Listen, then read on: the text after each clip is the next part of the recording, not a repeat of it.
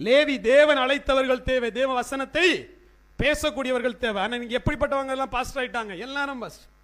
நான் கேள்விப்படுறேன் பாருங்க, ஒரு தாத்தா வருவாருங்க, ரொம்ப வயசானவர், இங்கே நம்ம ப்ரேயர் பண்ணலாம். அவருக்கு கூட ஒருத்தர் இப்படி தெரிஞ்சிட்டு இருந்திருக்காரு, ஐயா ஐயான்ட்டு. அவர் பொசுக்குன்னு எழுப்பிட்டு அவர் ஞானஸ்தானம் கொடுக்குறாரு. போ யாஷுவா மிஷன் நாமத்தில் நான் ஞானஸ்தானம் கொடுக்குறேன், போ, அதெல்லாம் முடிஞ்சு போச்சு.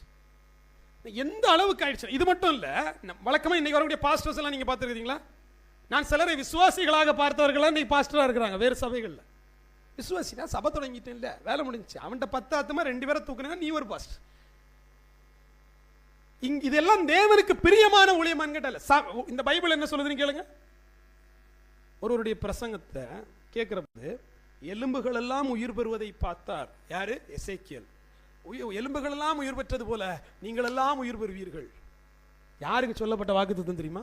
இஸ்ரேல் ஜனம் இந்த உலகத்தில் நியாய தீர்ப்புகள் முடித்த பிற்பாடு அவர்கள் திரும்பி ஒரு கூட்ட ஜனத்தை தேவனை எடுத்துக்கொள்வார், சேர்த்துக் கொள்வார். அது உங்களுக்கானதும் இல்லை, எனக்கானதும் இல்லை, அது இஸ்ரேல் ஜனத்துக்கானது.